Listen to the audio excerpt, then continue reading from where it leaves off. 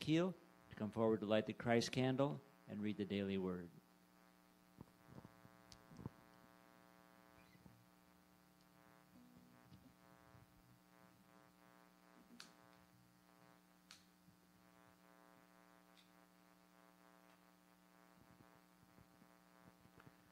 I light the Christ candle to remind us that we all are connected through the heart matter, that we all have the divine light in us. And so I ask you to see the divine in each other and also to everyone that you come in contact with today when you walk out these doors. May it be a clerk, a family member, whoever.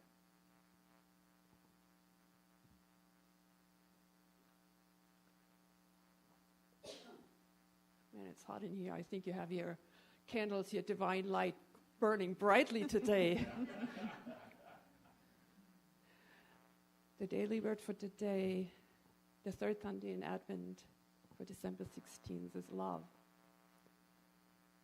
I am divine love in expression.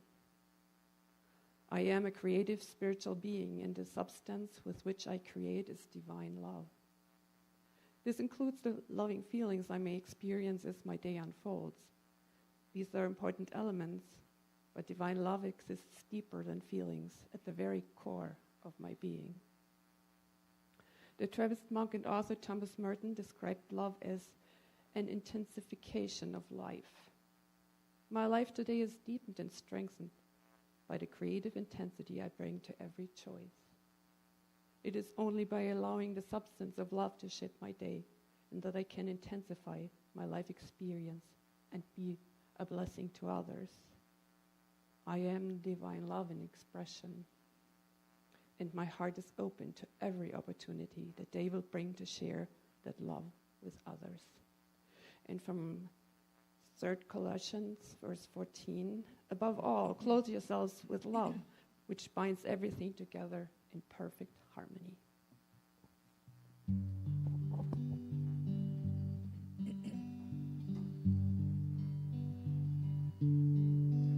Our Father, which art in heaven, hallowed be thy name. Thy kingdom come, thy will be done on earth as it is in heaven. Give us this day our daily bread, and forgive us our debts as we forgive our debtors, and leave us not in temptation, but deliver us from evil. For thine is the kingdom, and the power, and the glory forever.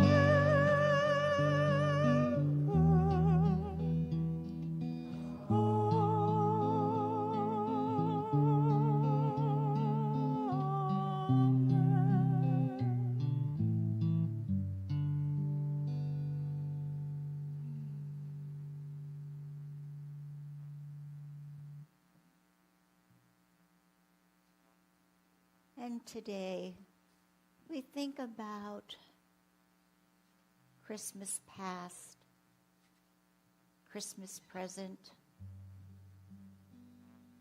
Christmas future.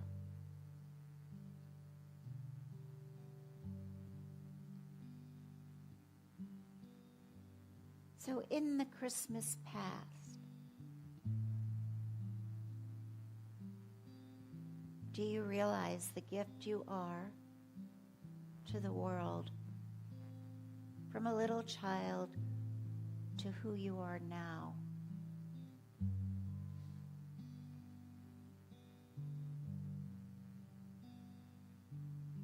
Are you a bah humbug? Do you like the Grinch?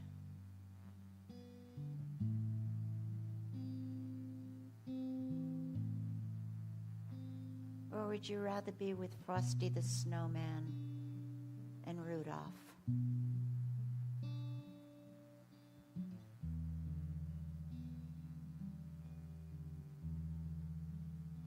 Thinking about the past,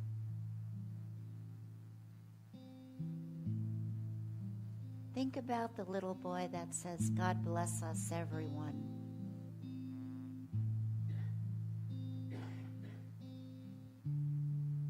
And go to that place in your heart where bah humbug doesn't live, and where the Grinch is just a story.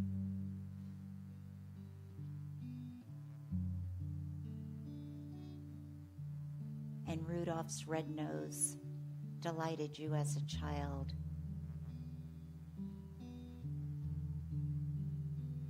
And you went down the path with Frosty, that delightful snowman.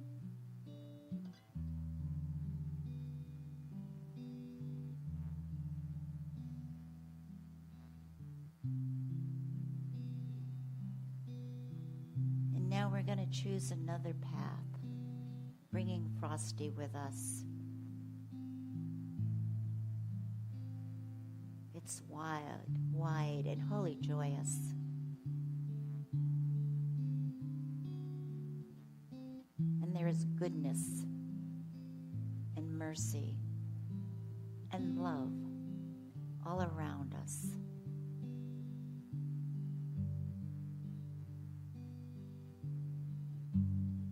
Beautiful hearts.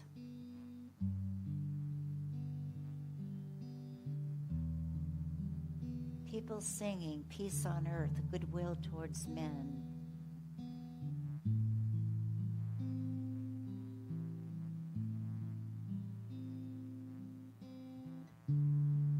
Houses aglow in lights, the celebration.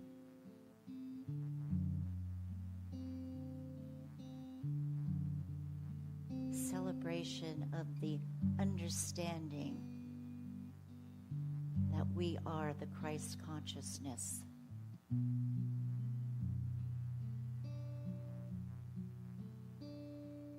And in this present Christmas,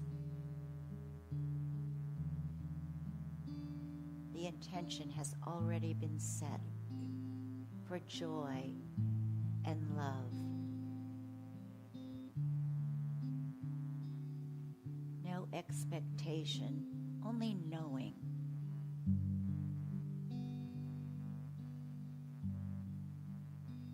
Knowing that love is all there is.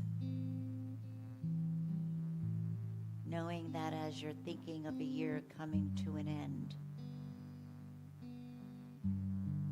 we go down a new path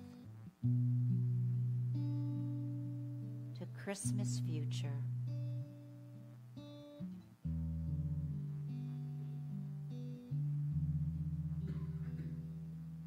And in here, imagine a world at peace.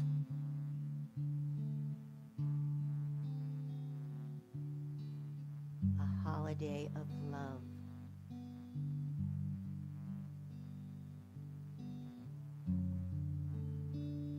A world where all the guns are laid down.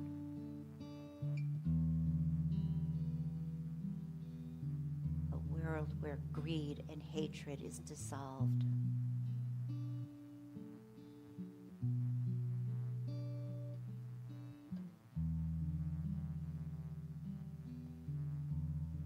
And as we live, remembering the Christmas past and the joys of whichever holiday year brought you the greatest love.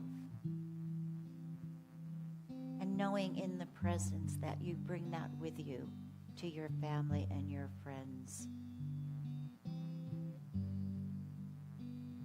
And knowing with one heartbeat at a time, one love at a time, one beacon of light at a time. We can have peace on earth, goodwill towards men.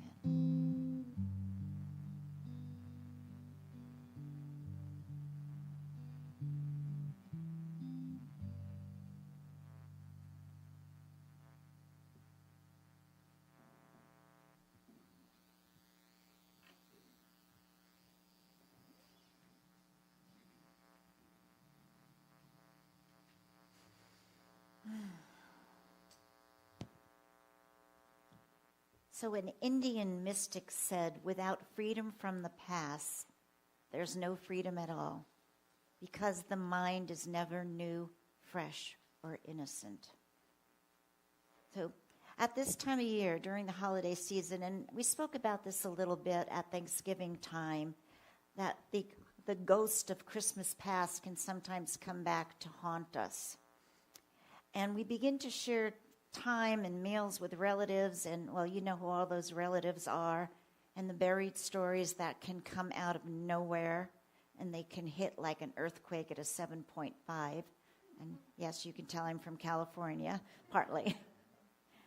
And we got through Thanksgiving, and I think that it was a time for us that started opening up a door in here to new ways of thinking and more love and more peace. And when you're having Christmas Eve and you don't know what's going to happen and what your relatives are going to do, I think that within this community that is a thing of the past, but in so many other homes it is not. And when people begin to talk to you that are perhaps not of the same mindset as yours, rather than going into that ain't it awful and all of the things that can possibly erupt, how about sharing with them some of the good things that, ask a question, what was your best Christmas? And then all of a sudden there can be a light that will go on and people will start sharing a good story. So rather than keeping people in their misery, find a way to bring people to a new conversation. New conversations are a thing that we all need to be having, all of us, a different way of speaking, a new way of talking. And it's hard. It's not easy. But finding a way that we can enjoy that fruitcake that your mother-in-law is going to bring, that stays in the tin, that nobody eats. And actually, my mother made a fruitcake that came with, milk, and it really wasn't a bad one. So I don't know where that recipe is. It might be on the label of condensed milk. But then you have everybody coming home. Family members are visiting. Children are coming home from college, which is a beautiful thing. But sometimes they're coming with 50 pounds of laundry and 50 pounds of resentment and anger. And it's all stuffed in together. And then we're packing in with all of our bows and our ribbons and pretty paper, we're packing in negativity. So this tension can build, and then one thing can set off something that has absolutely nothing to do with what's going on, but something buried for so long ago, and you vomit it out. And we don't want to do that this year. I don't want to do that this year. It's enough of the buriedness. It's enough of that. It's enough to start talking. A story.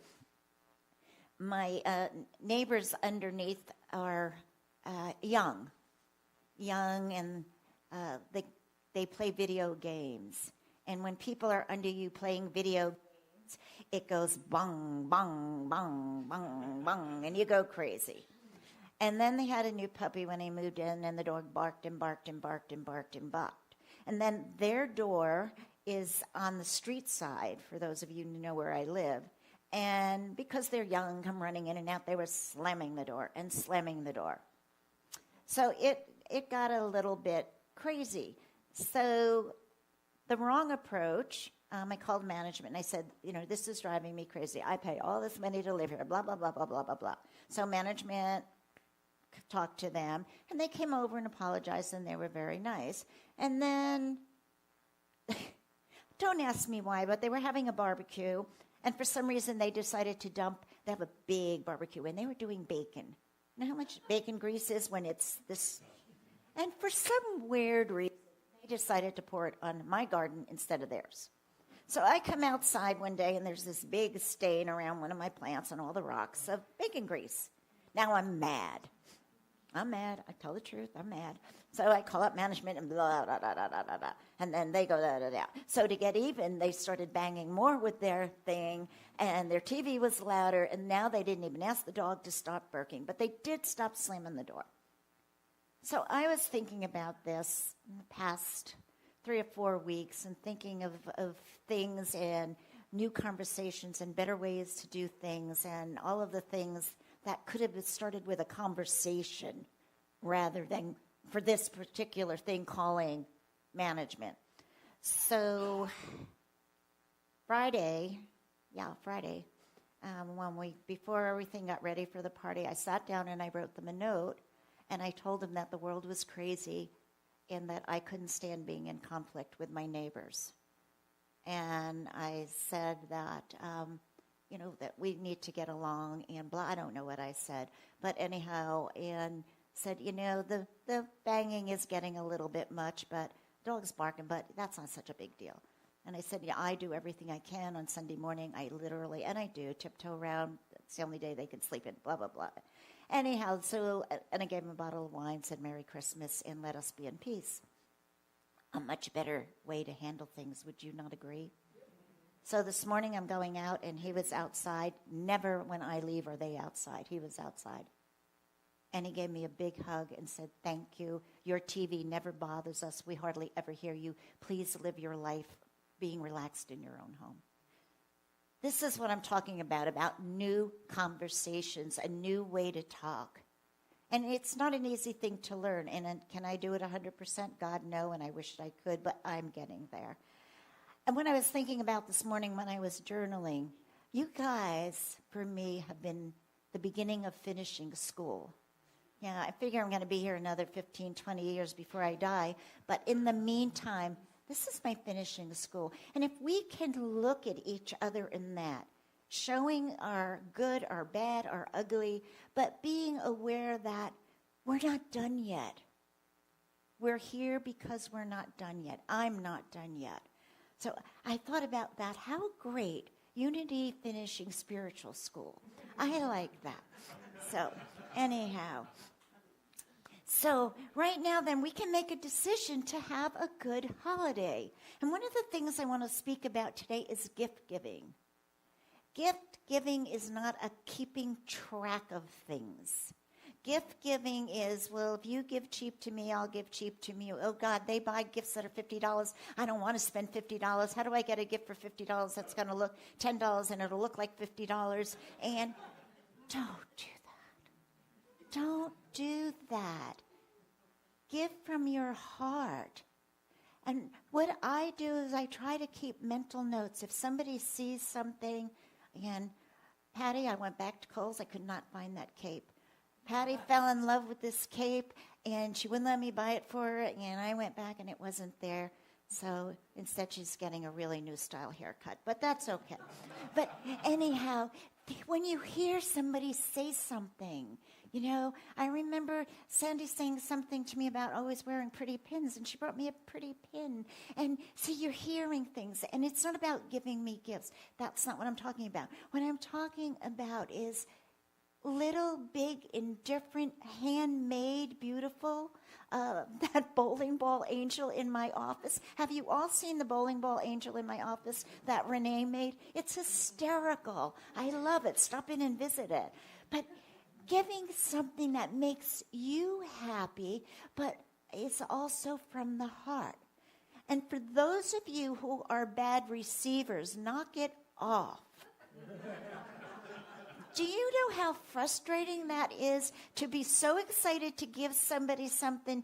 Not only do they go, I didn't get you anything, which is bad enough, and then they go, well, you shouldn't have. I don't want it. Now, you'll never give me anything that you'll hear me say you shouldn't have. I will always say, fine, thank you.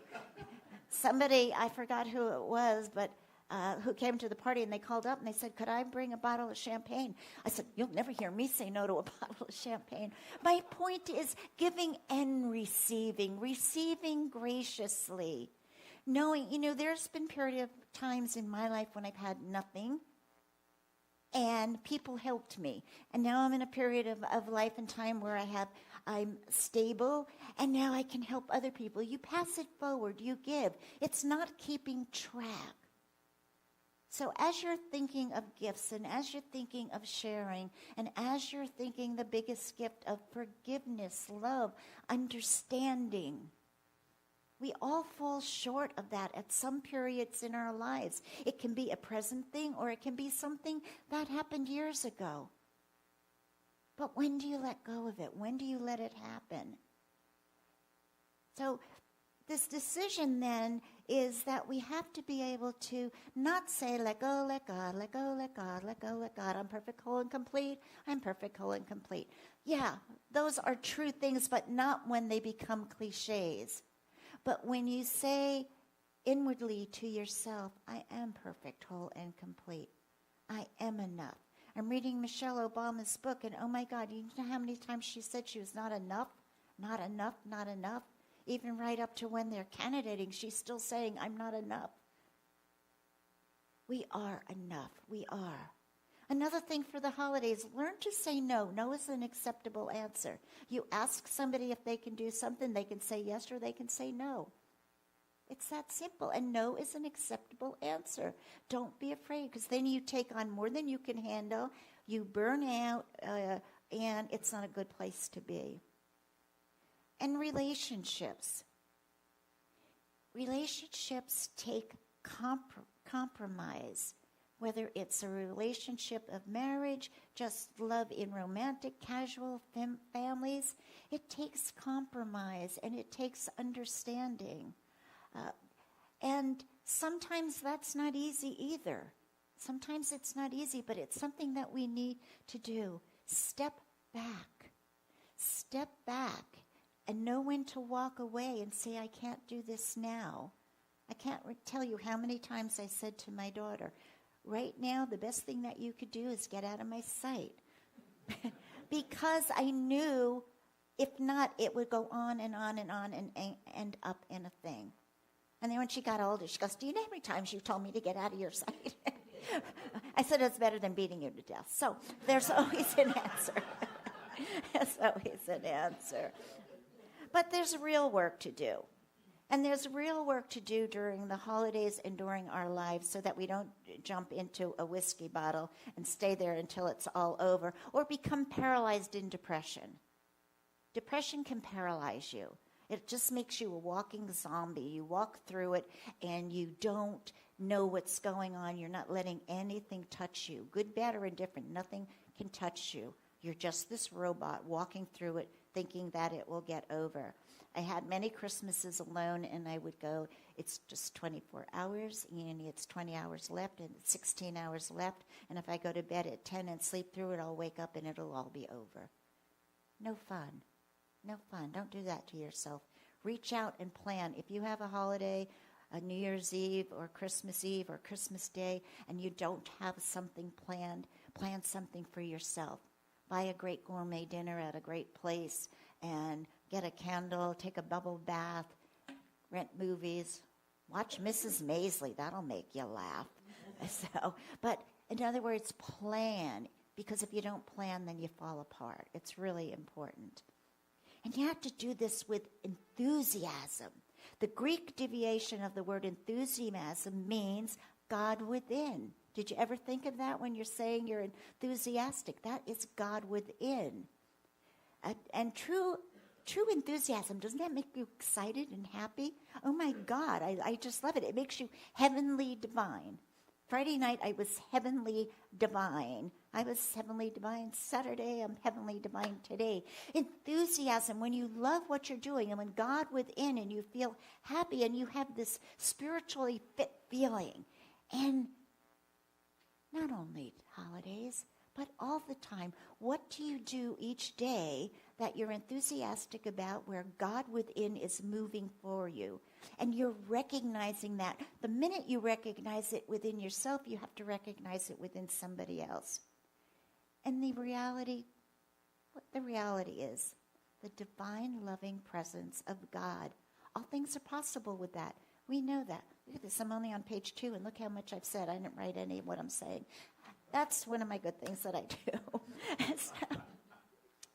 But you know what? It's never too late to change the way you live if you truly want a change enough. We have to have something called spiritual fitness. This is our gym right here. We're working out right here, right now in our spiritual gym. And it's not a time to have, it's a time to have excitement, love, and enthusiasm, and a reason to change. Why do I want to change? Because I'm sick of looking at that face in the mirror every morning that goes, yuck. I don't like that face. Do you like that face? Who likes that face? You get up in the morning and you go, hello, God, here I am. I'm awake, I'm alive, I'm happy. God bless you. See, it's the truth. She is on it. She is on it. So you have to have that. You don't have to hit rock bottom. We may have little pockets where we hit rock bottom. I have. But we don't have to stay there. You have to pull yourself up. And forgiveness. That was my prayer today. My prayer today was for forgiveness. You know, I write in a prayer book every morning. It was forgiveness. Forgiveness. I want to read to you a little story. It's not long. I'll get you out of here in time for your game. Don't worry about it. But I want to read this little story to you because last night when I was finishing this talk, and I was deleting everything, and I didn't like anything in there, and I have this big box of Christmas books and Christmas stories, so I pulled them out. Patty so neatly put them away, and I pulled them all out again and spread them all over and picked up this book. And so this is a book called 7 Stories of Christmas Love, and they have these little stories in it. And I want to read this to you because I think it says what I'm trying to say to you. You want to hear a story? Okay, we'll read a story. So, there is no way I could suspect as I drove to the hospital on that damp December morning that it would be a one-way trip. Repeating ritualistically what I had done in previous years, I parked in a limited outpatient parking area and proceeded to the administration office where I filled out the necessary forms for my annual checkup. It's Christmas time, 1982. In the center of the waiting room, by the way, this is a true story. In the center of the waiting room was a magnificent Christmas tree, not nearly as nice as that one, though. It was welcoming and glowing touch. Carols were being piped in, music, and for the special time of the year. 'Tis the season to be jolly, and that we better be good. And all the decorating of the halls with the boughs of holly. I love the feeling of Christmas. They have always been eagerly anticipated because events for the Biscalias family. When Papa was dying, he called my elder sister, and he told her that she had to keep the family traditions alive. He was convinced, as was Mama before him, that the best way to do this with frequent joyous celebrations over food. Would you agree? Oh, it's always over food. Rituals are good for the mind and the heart, he'd say. They give us something to look forward to count on. They can never be enough time for celebrations. My sister took this mandate to heart, and she and her husband built a large family room which was certain would last for generations, and family gatherings. Holiday get-togethers for the family would be assured. In a few years, it became apparent that only if we were to hire a grand ballroom could we ever fit our whole family in one place at a time. Families, especially Italian families, have a way of growing and getting out of hand. So it was on this Christmas, separate family celebrations, but together in love. The pasta was readied. The antipasto, those of you know what that is, was planned, sliced and marinated. The fowls were purchased and ready for stuffing. The Christmas breads and cookies were baked and the chestnuts broiled, and food tempting arrays in color, shape, texture, and size. The aroma of fresh rosemary, oregano, sage, onions, basil, and garlic. This was to be a banquet befitting. That I was not to partake of these wonders and did not enter my mind. As an assistant of my doctor, I have saved Christmas break at the university for my physical. There I had a massive heart attack. Fortunately for me, it happened at the hospital. I fell into the arms of a cardiologist a few feet from the cardiac ward. It occurred quickly without warning and was totally incapacitating. Within hours, it became apparent that I was going to live, but I would have to have emergency surgery. It is often said that Italians are among the most warmly emotional people in the world. Did you ever go to an Italian funeral in New York, anybody? Oh my God, they kind of wail, but it's okay. So a case in point with my family's response to my illness. When the severity of my condition became known, the entire family was plunged into hysterics. It took most of my remaining energy and meager promise that the holidays should continue. I assured everybody that the food was already cooked and you had to eat. And it was a time for gifts. They were already purchased. You should have them. And how could you take Christmas away from the children? Finally, there came a silence to my room, and everybody left, and Silent Night, Holy Night was playing. It's a strange and inexplicable characteristic of human beings that we never seem to appreciate never seem to appreciate the things that we have. We take everything for granted. Small things don't always rate our attention and take renewed meaning. We begin to see more clearly sometimes how we lose ourselves in the mundane. We wonder, and we're forced to do petty things and to grumble, and why we failed to stop long enough to experience the beauty of the season and wonder-giving celebration. I wondered then, how do we become so desensitized to the special Christmas in the air, crispness, the air of the holiday names, the aromas, the food? Thankfully, some of the mind complications operation was a success, and the whole situation seemed a miracle, a rebirth of sorts. I woke in intensive care. I was moving through a deep fog, maze of tubes and bottles, but even that I was aware that Christmas was everywhere. When visitors leave and a darkness falls in a hospital, an eerie ambience comes over the place. It's during these periods, while walking silently, cautiously around in the semi-darkness, it's a sudden inspiration to do good.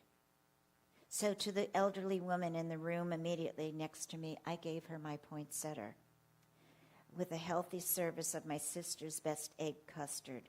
With the man down the hall who had been, I told, lost his will to live, I shared my biggest array of flowers.